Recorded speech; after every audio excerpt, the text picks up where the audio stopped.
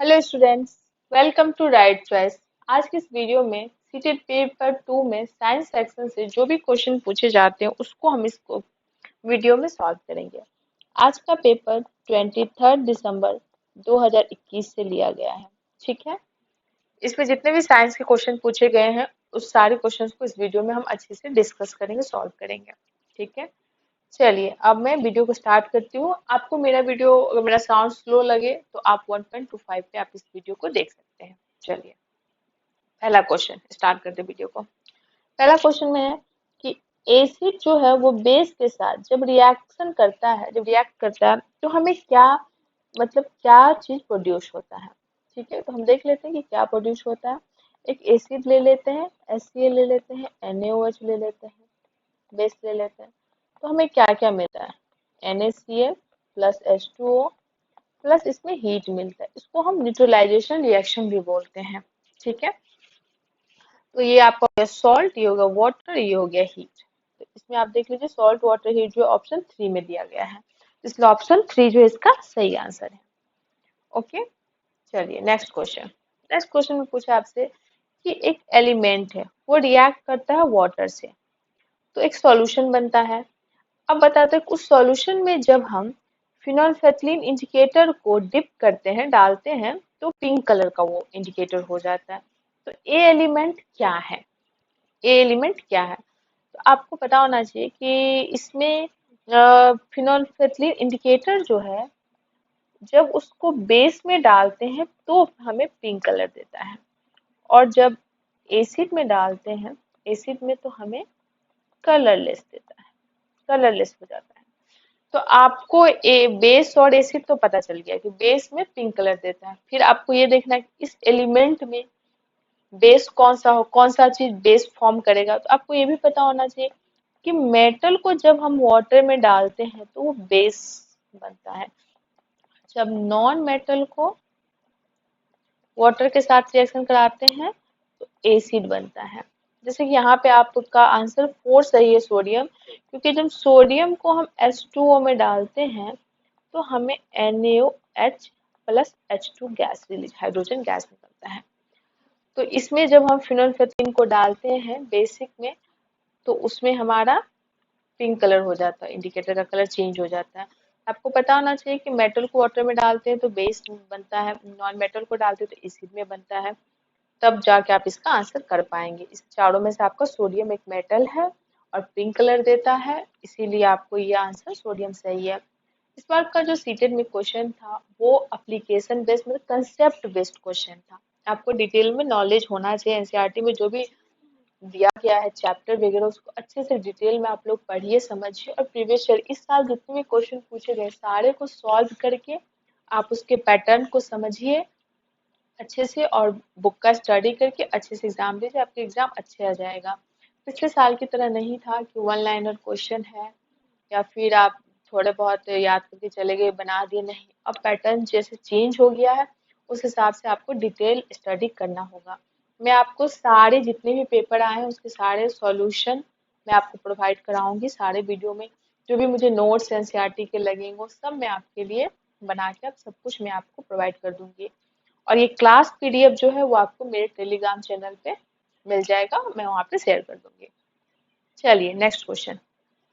Next question में पूछ रहा है कि नेफ्थलीन बॉल्स जो होता है जिसको हम लोग अब कीट पतंग को भगाने में उपयोग करते हैं वो किस चीज से ऑब्टेन किया जाता है, तो वो कोल तार से ऑब्टेन किया जाता है। ठीक है, इसका ऑप्शन 1 सही है। नेक्स्ट नेक्स्ट क्वेश्चन आपका है कि एक आयरन ब्लेड है, ठीक है, उसको हम लोग ड्रॉप करते हैं, मतलब डिप करते हैं, जैसे रखते हैं एक ब्लू सॉल्यूशन में, ब्लू सॉल्यूशन में, उसके डालने के बाद हाफ एन आवर बाद देखते हैं हम लोग कि जो सॉल्यूशन का कलर जो है वो चेंज होके ग्रीन कलर का हो जाता है, और ब्लेड पे जो है वो ब्राउन कलर का डिपोजिट हो जाता है। तो आपसे पूछ रहा उस ब्लेड पे जो ग्रीन कलर का, सॉरी, ब्राउन कलर का जो डिपोजिशन है वो क्या है। तो एक्चुअली होता क्या है कि जब हम आयरन को उस ब्लू सॉल्यूशन जो है वो कॉपर सल्फेट, उसमें जब हम डिप करते हैं तो यहाँ पे एक डिस्प्लेसमेंट रिएक्शन हो जाता है। क्यों? क्योंकि आयरन जो है वो हाईली रिएक्टिव है कॉपर की अपेक्षा। तो यहाँ पे क्या करता है, कॉपर को डिस्प्लेस कर देता है, डिस्प्लेसमेंट रिएक्शन है तो डिस्प्लेस करके यहाँ पे कॉपर को अलग कर देता है। कॉपर जो है सॉलिड के फॉर्म में डिपोजिट हो जाता है ब्लेड पे, और वो जो डिपोजिट जो होता है उसका कलर ब्राउन कलर होता है।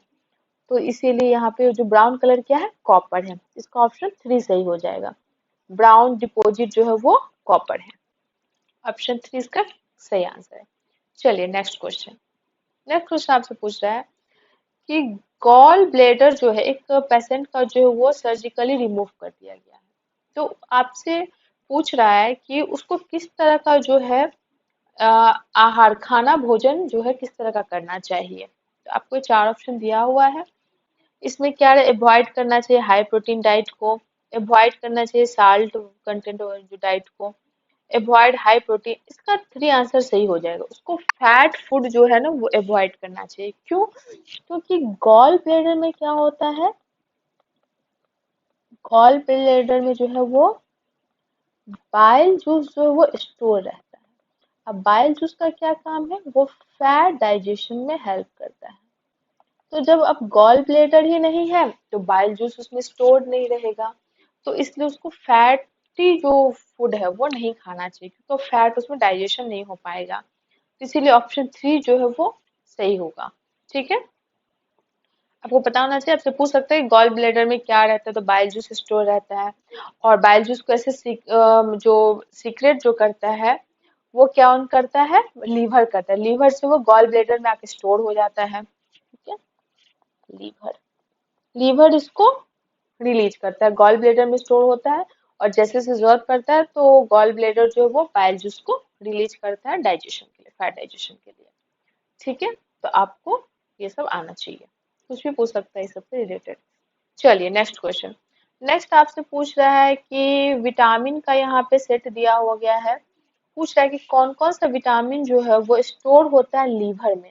हमारे मतलब हमें बाहर से उसको हमारे एवरीडे लाइफ के लिए मतलब हमें बाहर से खाने की जरूरत नहीं पड़ती, हमारे लीवर में स्टोर रहता है एक तरह से, यकृत में भंडारित रहते हैं। तो यकृत में जो है वो भंडारित जो रहता है आपका, हमारे यकृत में भंडारित जो होता है वो ADE के, ऑप्शन 4 सही है। ठीक है, ADE के जो है ये हमारे में स्टोर रहता है। आप पिछले सेट में देखे होंगे कि विटामिन से भी क्वेश्चन एक दो पूछ देते, फैट सोलुबल पिछले में पूछा था, वाटर सोलुबल पूछ दे तो आपका ये B एंड C हो जाता है, वाटर सोलुबल। फैट सोलुबल पूछ दे तो ADE हो जाता है, तो ADE। तो ये सारे जो है आपको विटामिन से एक क्वेश्चन अभी देख रहे हैं लगातार पूछ रहा है। तो बॉडी में स्टोर कौन कौन सा रहता है, ADE के जो होता है वो हमारे लीवर में स्टोर रहता है। चलिए नेक्स्ट। नेक्स्ट क्वेश्चन आपका है कि आपको आइडेंटिफाई करना है, दो कैरेक्टरिस्टिक्स दिया हुआ है कि वेरी हार्ड है और डू नॉट बेंड, मतलब जो वो है बेंड नहीं करता है, मीटिंग एक्सेप्ट मीटिंग पॉइंट। तो इसका दो प्रॉपर्टी कैरेक्टर दिया हुआ है, आपको बताना है इसमें से कौन ये फॉलो करता है। Skeleton, bones, cartilage, muscles. तो कार्टिलेज तो ये सारे जो है वो इसमें बोन्स हो जाएगा, ऑप्शन 2 सही हो जाएगा। ये बहुत हार्ड होता है और ये जल्दी बैंड नहीं करता है, जहाँ जरूरत मतलब यहाँ पे बस मीटिंग पॉइंट पे से बैंड करता है। ठीक है, मसल्स तो करता है, कार्टिलेज आपके इस समय कान वगैरह में जो होते हैं वो कार्टिलेज होते हैं। तो कार्टिलेज तो सबसे ज्यादा फ्लेक्सिबल होता है। तो ठीक है, इसका ऑप्शन 2 सही हो जाएगा। नेक्स्ट। नेक्स्ट आपसे पूछ रहा है, यहाँ पे दो दिया हुआ है रीजन। हाँ, पहला दिया the leaves of some water plants hydrophyta are waxy coating. ठीक है, ऐसा दिया है। फिर है कि the vaccine coating help the plants to stay float in water. नहीं, देखिए ये तो सही है, पहला सही है। दूसरा जो है वैक्सी कोटिंग जो है उसको फ्लोटिंग मतलब तैरने के लिए नहीं बनाया जाता है। ठीक है, मोम की परत पौधे के जल के ऊपर तैरते रहने में मददगार है, नहीं। ये आपको वाटर रिटेन करने में मदद करता है, वाटर को स्टोर रखने में मदद करता है। तो ऐसे तो ए सही है पर आर गलत है इसमें है। A is correct, R no. A is correct but R is incorrect. ठीक है, तीसरा ऑप्शन इसका सही हो जाएगा। ठीक है, चलिए, किसी किसी पे मोम की परत होती है, वो वाटर को रिटेन करने के लिए रहता है मोम का परत, ना कि उसको फ्लोट, ये मतलब पानी में तैरने के लिए रहता है, फ्लोटिंग के लिए नहीं रहता है। चलिए नेक्स्ट। नेक्स्ट में आपसे पूछा है, मानव में कोशिकाओं और उनके आकार में निम्नलिखित सेट सहित प्रकार दर्शा रहा है। आपसे पूछ रहा है कि यहाँ पे आपको कोशिका दिया गया है, सेल, और उसका यहाँ पे स्ट्रक्चर दिया गया है, तो आपको इसमें मैच करना है। तो तंत्रिका कोशिका कैसा होता है? तो तंत्रिका कोशिका जो होता है वो लंबा तथा शाखाएं आकार का, एक का जो होगा वो वी हो जाएगा। लाल रक्त कोशिका कैसा होता है? लाल चक्रीय आकार का होता है, ठीक है, इसका टू हो जाएगा। श्वेत का रक्त कोशिका कैसा होता है? इसका आकार बदलते रहता है, क्योंकि आपको पता होगा कि ये एक तरह से जर्म किलर हो जाता है, इसका ज्यादा व्हाइट ब्लड सेल्स जो होता है, इसका कोई शेप बदलते रहता है जिससे। पेशीय कोशिका कैसा होता है? लंबा और पतला होता है, इसका तीसरा हो जाएगा। और त्वचा कोशिका कैसा होता है? वो समतल आकार का होता है, इसका वन हो जाएगा। समतल इप्सिलियन टिश्यू होता है हमारे त्वचा में, तो वो समतल आकार का होता है। तो इसके लिए उसमें किसमें, ए में 5 जो है, ये ऑप्शन टू, इसका ऑप्शन टू सही हो जाएगा। ठीक है, नेक्स्ट क्वेश्चन। नेक्स्ट क्वेश्चन में आपसे पूछ रहा है कि एक्स जो है एक ग्लैंड है, ठीक है, वो आपका रिलीज हार्मोन रिलीज करता है। वो क्या होता है? ब्लड प्रेशर को रेगुलेट करता है। तो ब्लड प्रेशर को जो कौन सा हार्मोन रेगुलेट करता है, वो आपको बता, सॉरी, एक्स हार्मोन है, और वो बीपी को रेगुलेट करता है। दूसरा क्या है कि ये ऑर्डर रिसीव करता है, हाँ, वाई ग्लैंड जो है, वाई ग्लैंड से ये ऑर्डर रिसीव करता है एक्स हार्मोन जो है। और वाई हार्मोन जो है वो एक जेड हार्मोन को भी ये करता है, सिक्रेट करता है। तो आपको जेड हार्मोन बताना है कौन सा है। तो एक्स हार्मोन जो बीपी कंट्रोल करता है, उसको उस हार्मोन का नाम है एड्रीनल, एड्रीनल नाम है। वाई हार्मोन जो इसको रेगुलेट करता है, ऑर्डर देता है, ऑर्डर रिसीव करता है, वो है मास्टर पिट्यूटरी ग्लैंड, जिसको मास्टर ग्लैंड के नाम से भी जाना जाता है। पिट्यूटरी ग्लैंड जो है वो ग्रोथ हार्मोन को भी सीक्रेट करता है, तो इसलिए ऑप्शन ए टू जो है वो सही हो जाएगा। एड्रिनल जो है वो हमारा ब्लड प्रेशर जो है उसको रेगुलेट करता है, और पिट्यूटरी ग्लैंड जो है उसको ऑर्डर वगैरह देता है, क्योंकि मास्टर ग्लैंड है, मास्टर ग्लैंड में ही ग्रोथ हार्मोन को, मास्टर ग्लैंड जो पिट्यूटरी ग्लैंड से ग्रोथ हार्मोन भी सीक्रेट होता है। तो इसीलिए आपका ऑप्शन टू जो है वो सही हो जाएगा। चलिए नेक्स्ट क्वेश्चन। नेक्स्ट में आपसे पूछ रहा है कि किसी पौधे का मुरझाने निम्न से किसके कारण है? पौधा जो मुरझाता है उसका कारण क्या है?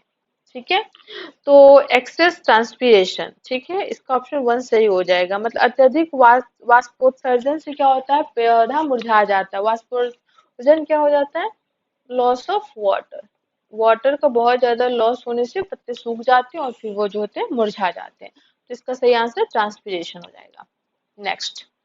नेक्स्ट आपसे क्वेश्चन पूछ रहा है कि फोर बॉल्स जो है वो थ्रो किया गया है सेम फोर्स से, फोर्स सेम है, अब four different types of surface है, सरफेस डिफरेंट है, ठीक है, तो उसमें पूछ रहा है कि फोर्स सेम है और सरफेस डिफरेंट है, तो कौन सा बॉल जो है मैक्सिमम डिस्टेंस ट्रेवल करेगा? ठीक है, तो ये चारों में से कौन सा में मैक्सिमम डिस्टेंस ट्रेवल करेगा, इन चारों में से बताना है। तो wooden tiles, cement road, sea beach, skating ring. Skating ring, ring जो है उसमें आपको मैक्सिमम डिस्टेंस ट्रेवल करेगा। क्यों? क्योंकि यहाँ पे इन चारों में इसके पास लेस फ्रिक्शन है, तो जहाँ लेस फ्रिक्शन होगा वहां पे ज्यादा डिस्टेंस कवर कर पाएगा, क्योंकि रुकावट नहीं है ना ज्यादा, इसीलिए। नेक्स्ट। नेक्स्ट आपसे पूछा है कि इन चारों फिनोमेनन जो है उसमें आपको बताना है कि कैन नॉट एक्सप्लेन्ड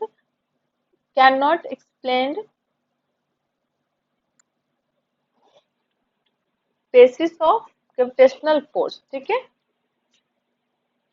इसमें से आपको ये बताना है कि कौन सा फेनोमेनन जो है वो ग्रेविटेशनल फोर्स को एक्सप्लेन नहीं करता है। तो पहला है motion of planet around the sun, इसमें तो ग्रेविटेशनल फोर्स है, तो प्लैनेट के जो चारों तरफ, जो सूर्य के चारों तरफ जो ग्रह जो गति करती है, उसमें हमें ग्रेविटेशनल फोर्स की जरूरत पड़ती है। इसीलिए वो ग्रेविटेशनल फोर्स की वजह से ही एक फिक्स ऑर्बिट पे मूव कर रहे हैं। अकरेंस ऑफ टाइड, तो ज्वार भाटा का होना ये भी ग्रेविटेशन की वजह से है। वेट ऑफ द ऑब्जेक्ट, ये भी ग्रेविटेशन की वजह से ही है, क्योंकि वेट होता ही है एम जी। जी जो है वो ड्यू टू ग्रेविटी, एक्सेलरेशन है वो ड्यू टू ग्रेविटी, तो इसीलिए वेट भी सही है। लास्ट जो फोर ऑप्शन है ये इसका सही हो जाएगा। अकरेंस ऑफ इलिप्सिस, ग्रहणों का होना, ग्रहणों का क्यों होता है? ये पोजीशन के कारण से होता है। एक लाइन में जब मून सन अर्थ जब एक लाइन में आ जाते हैं तो ग्रहण लगता है, तो पोजीशन चेंज होने की वजह से ग्रहण होता है। तो इसीलिए इसमें गुरुत्वाकर्षण बल को हम इसमें कुछ एक्सप्लेन करने के लिए नहीं है, तो ऑप्शन फोर सही हो जाएगा। चलिए नेक्स्ट क्वेश्चन। नेक्स्ट है साउंड चैप्टर से, ए ड्रम प्रोड्यूसर्स ए लो पिच साउंड, ठीक है। पियानो प्रोड्यूसर्स ए हाई पिच साउंड, पियानो जो है वो हाई पिच साउंड प्रोड्यूस करता है। चलिए ठीक है, दिया हुआ है। इसका रीजन में दिया है कि एम्पलीट्यूड ऑफ वाइब्रेशन जो है वो determine the loudness of sound, loudness को डिटरमाइन करता है। तो एम्पलीट्यूड जो है, एम्पलीट्यूड लाउडनेस को डिटरमाइन करता है, ये सही है, ठीक है। Loudness is directly proportional to amplitude, ठीक है। ये एम्पलीट्यूड स्क्वायर करके होता है, जहाँ तक मुझे याद है।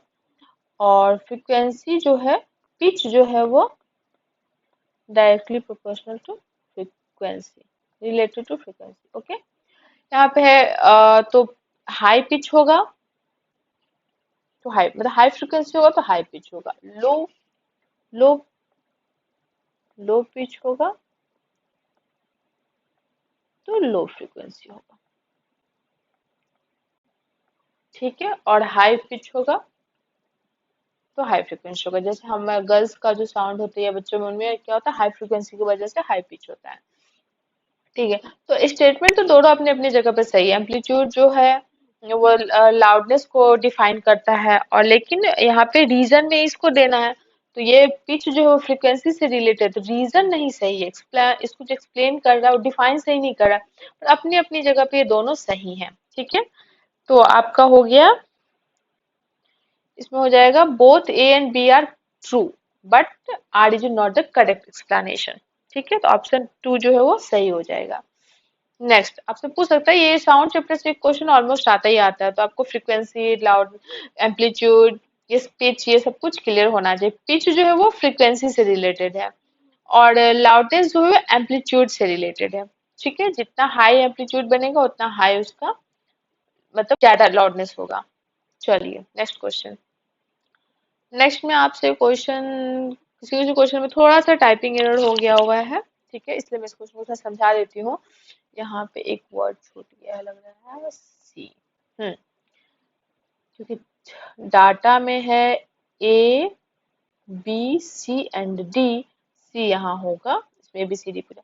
इसे पूछा है क्या कि एक ऑब्जेक्ट है, उसको अर्थ अट्रैक्ट करता है। ऑब्जेक्ट का प्रॉपर्टी बार बार पूछा है कि ए क्या है, बी क्या है, सी क्या है, डी क्या, आपको बताना है। तो ए के बारे में पूछ रहा है, every object attracted by earth with a force which depends on a of the object and accelerate due to gravity. इसमें ऑब्जेक्ट का प्रॉपर्टी पूछ रहा है, तो ऑब्जेक्ट का प्रॉपर्टी दो ही होता है, एक होता है डेंसिटी और एक मास। तो ए जो हो जाएगा, या तो डेंसिटी होगा या मास होगा। चलिए बी में पढ़ते हैं। बी जो है वो B of the object is equal to the force with which it is attracted towards earth, earth की तरफ वो अट्रैक्ट होता है। सॉरी, सी यहाँ नहीं होगा, अर्थ की तरफ अट्रैक्ट होता है, तो वो आपका हो जाएगा उसका अर्थ की तरफ उसका फोर्स लग रहा है, तो mg फोर्स लग रहा है, तो mg क्या हो गया, उसका वेट हो गया, वेट हो गया। क्योंकि अर्थ जो फोर्स लगाता है तो मास तो है ही, और उसमें एक्सीलरेशन हो गया, तो इसकी वजह से उसका, उसमें जो फोर्स लग रहा है वो आपका mg है, वही आपका वेट हो गया। c क्या है, यहाँ पे लिख रहा है, हाँ, equal to which it is, हाँ, on the surface of the moon, C यहाँ हो जाएगा, C changes but D remain same. C जो है एलिमेंट का सी प्रॉपर्टी जो है वो चेंज हो जाता है, और डी जो है वो सेम रहता है। तो सी क्या हो जाएगा, तो सी जो होगा वो वेट हो जाएगा, क्योंकि मून पे जो क्या होता है, ये स्पेशल डिस्ट्रीब्यूटिविटी जो होता है 1/6 हो जाता है, वेट भी 1/6 हो जाएगा। तो वेट जो होता है वो आपका चेंज हो जाता है मून पे। लेकिन मून पे क्या चेंज नहीं होता है, तो मास जो होता है वो मून पे चेंज नहीं होता है, क्योंकि मास जो है वो एक तरह से उसका क्वांटिटी है, उसके अंदर जो मास और डेंसिटी उसका अपना प्रॉपर्टी होता है, खुद का प्रॉपर्टी होता है, वो चेंज नहीं होता है किसी पे। अर्थ पे भी वही रहता है, मून पे भी वही रहता है। तो आपको ए बी सी डी तो आ गया। ए जो है वो डेंसिटी या मास होगा, ऑप्शन में देख लीजिए। पहला में आपको ए जो है वेट दिया है, तो ऑप्शन ए गलत हो जाएगा। टू में भी वेट दिया है, ऑप्शन टू भी गलत हो जाएगा। ऑप्शन ए यहाँ मास दिया है और फोर में भी मास दिया है, बी वेट वेट दिया हुआ है। सी में आपको यहाँ पे वेट दिया है, यहाँ पे मास दिया है, तो वेट तो आपको क्या लिख रहा है, चेंज हो जाता है। सी जो होता है वो मून के सरफेस पे, सी प्रॉपर्टी जो है ऑब्जेक्ट का वो मून के सरफेस पे चेंज हो जाता है, तो मास तो कभी नहीं होगा, मास तो चेंज नहीं होता है। इसलिए ऑप्शन थ्री जो हो जाएगा इसका राइट आंसर हो जाएगा। क्वेश्चन क्लियर है, एक ऑब्जेक्ट है उसमें बताया है कि ए बी सी डी दिया हुआ है, कौन क्या है उस हिसाब से आपको बताना है। ए उसका प्रॉपर्टी है, बी जो है वो फोर्स की वजह से प्रॉपर्टी उसमें आया है, फोर्स की वजह से प्रॉपर्टी उसमें आया तो वेट आया है। बी सी जो है वो मून पे चेंज हो जाता है, ठीक है। और डी जो है वो मून पे चेंज नहीं होता है, तो मून पे जो चेंज होगा वो वेट हो जाएगा, और जो नहीं चेंज होगा वो मास हो जाएगा। तो ऑप्शन जो है इसका थ्री सही हो जाएगा, यहाँ पे सी हो जाएगा। आपको जो ये पीडीएफ जब टेलीग्राम से डाउनलोड करेंगे तो वहाँ पे लिखा रहेगा, चंद्रमा की सतह पर सी जो है वो नहीं बदलता है लेकिन डी वही रहता है, सी बदलता है लेकिन डी वही रहता है। चलिए नेक्स्ट क्वेश्चन। नेक्स्ट क्वेश्चन में है कि दीपा जो है एक स्पून लेती है, स्टील का स्पून लेती है, उसके आउटर साइड से जो है वो अपना फेस देखती है, उभरा हुआ तरफ से अपना इमेज देखती है। तो इमेज में वो क्या ऑब्जर्व करती है, इमेज किस तरीके का बन रहा है। तो जब हम किसी स्पून को अपना फेस देखते हैं उसका उभरा हुआ सतह की तरफ से, तो हमारा वो स्पून का जो सरफेस है वो कन्वेक्स मिरर की तरह एक्ट करता है और इनलार्ज्ड इमेज बनता है। तो इसलिए इसका ऑप्शन फोर सही हो जाएगा, ठीक है। कन्वेक्स मिरर की तरह स्पून का जो है पीछे का परत करेगा। नेक्स्ट। नेक्स्ट क्वेश्चन में आपको यहाँ पे एक सिल्क से आया है, सेरिकल्चर से पूछ रहा है क्वेश्चन कि कैसे हम करते हैं। तो इसमें आपको दिया हुआ है कि सिल्क जो हम बनाते हैं, सिल्क का जो कुकुन जो है उसको हम हॉट वाटर में काफी देर तक प्रिजर्व रखते हैं। तो ऑप्शन ए जो है वो सही है, हम उसको प्रिजर्व रखते हैं कुकुन को हॉट वाटर में। दूसरा है कि अहिंसा अहिंसा silk is the silk gathered after silk moth emerges from the cocoon. ये गलत है, ये स्टेप नहीं, ये स्टेप पता नहीं बाद में होता है। आपका इसमें क्या हो जाएगा, option A is true but R is false. इसका ऑप्शन थ्री सही आंसर हो जाएगा। इसका से सिल्क बनाने का जो है अपना एक पूरा प्रोसेस होता है, मैं वो आपको बता दूंगी। इसमें इस क्वेश्चन में आपको ऑप्शन थ्री अभी सही होगा। वीडियो थोड़ा ज्यादा लंबा हो जाएगा, मैं नेक्स्ट वीडियो में आपको आगे डिस्कस करूंगी, ठीक है। अब ओके, ठीक है, थैंक यू फॉर वॉचिंग।